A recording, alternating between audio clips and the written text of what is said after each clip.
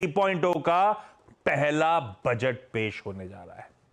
निर्मला सीतारमण जी का खुद का 7वां बैक टू बैक ये बजट होगा जो वो डोल आउट प्रेजेंट कर रही होंगी, और कहीं ना कहीं वो बार बार विकसित भारत 2047 के टारगेट्स की बात हो रही है।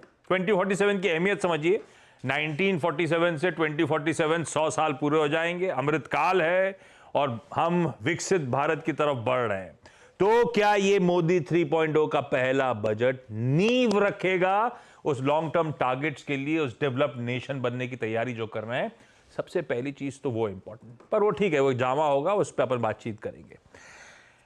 मैं एक्सपर्ट से पिक्स लूं, एक काम करता हूं डॉक्टर साहब, स्क्रीन पे पीछे रखो मेरे, मैं आ रहा हूं। 5 ऐसी चीजें जो मैंने सिंगल आउट करी हैं जो इस बजट में सबसे इंपॉर्टेंट होनी है, हमारी आपकी सबकी नजरें होनी चाहिए।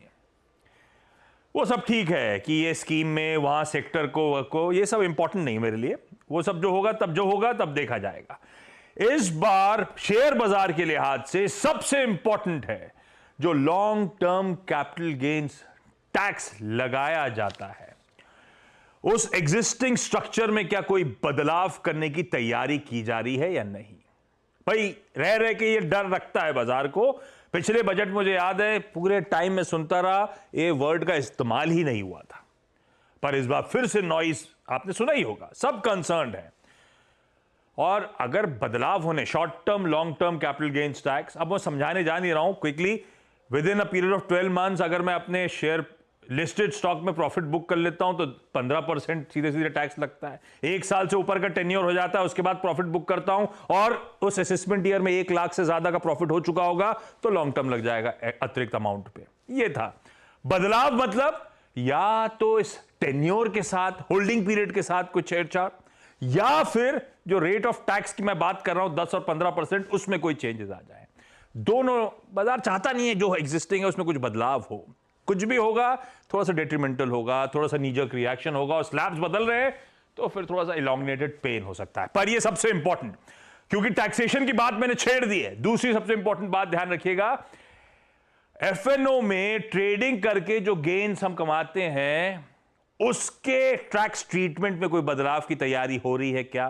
क्योंकि आपने ऑफ लेट चाहे गवर्नमेंट हो चाहे रेगुलेटर्स हो, सबसे बहुत सुना होगा एफएनओ में स्पेक्युलेटिव एक्टिविटी बढ़ रही है, कंसर्न्स जाहिर हुए थे। कंसर्न्स हैं तो उसे एड्रेस करने की जरूरत, और हो सकता है ये बजट उसमें कर रहा हो। अब कर क्या सकते हैं, इसको अब तक ट्रीट करा जाता है जो गेन्स होते हैं नॉन स्पेक्युलेटिव बिजनेस इनकम के तौर पे।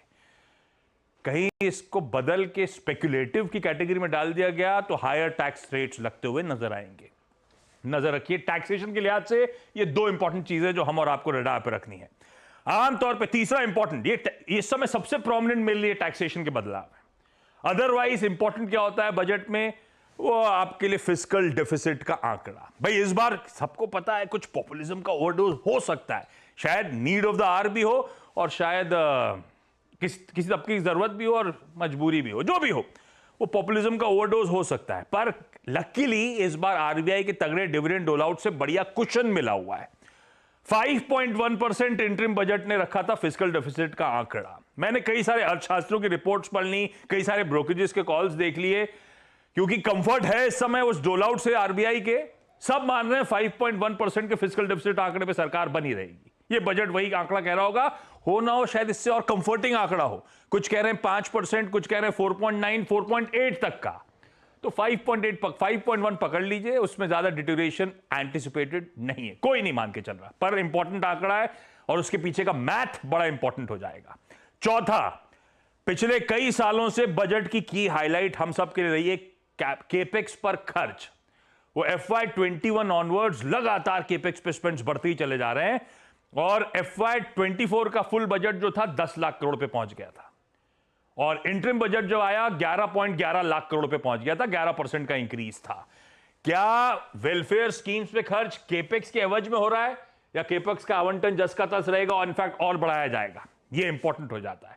और पांचवा, ये जो पैनल बैठा है सबके लिए, मेरे लिए और आपके लिए, यार सबको लग रहा है इस बार बहुत टाइम हो गया है, इन्फ्लेशन भी बहुत है, जेब में पैसा बचता है नहीं, तो इनकम टैक्स के फ्रंट पे कोई रिलीफ, और लॉन्ग ड्यू भी है। अब वो कैसे हो सकती है भाई? स्टैंडर्ड डिडक्शन में हाइक, चाहे वो टैक्स रेट्स या स्लैब्स में बदलाव, या फिर एटीसी एग्जेम्पशंस के थ्रू उसका दायरा बढ़ाने की कोशिश, कुछ भी हो सकता है। वो एनीबॉडीज गेस क्या होगा, पर I will keenly watch out यहां पे कोई बदलाव, कोई फेरबदल हो। अमरीश, कान नजर आपकी रहने वाली, आपके लिए सबसे इंपॉर्टेंट इस यूनियन बजट में क्या?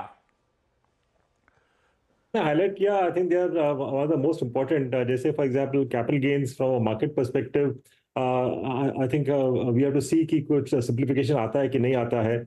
और दूसरा बात है इनकम टैक्स में, क्योंकि क्लियरली इन्फ्लेशन बढ़ा है, तो clearly we need more cash in hand for the middle class and the lower middle class, तो वो काफ़ी इंपॉर्टेंट रहेगा।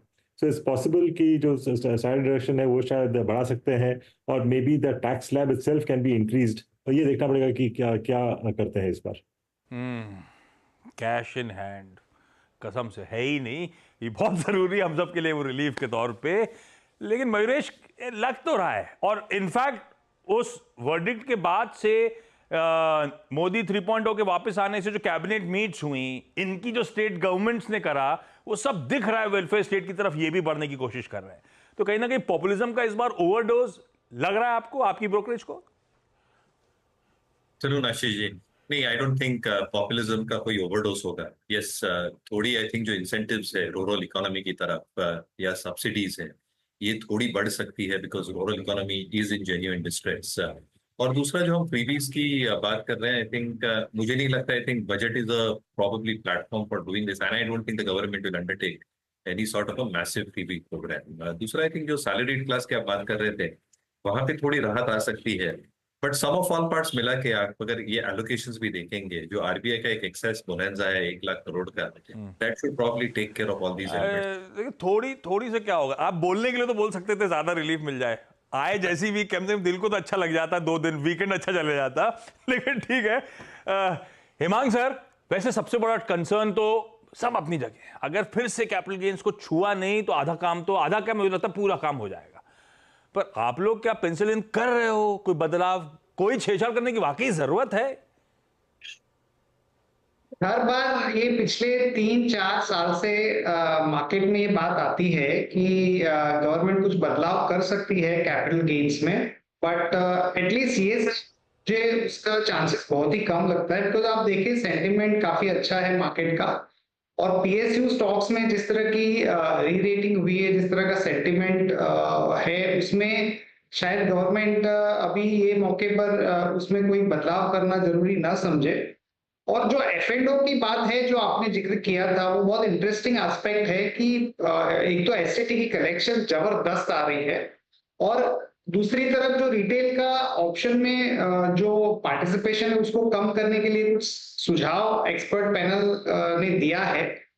तो ये बजट में कोई टैक्सेशन रिलेटेड टिंकरिंग होती है कि नहीं, वो देखना थोड़ा इंटरेस्टिंग हो जाएगा। चांसेस कम है। FY20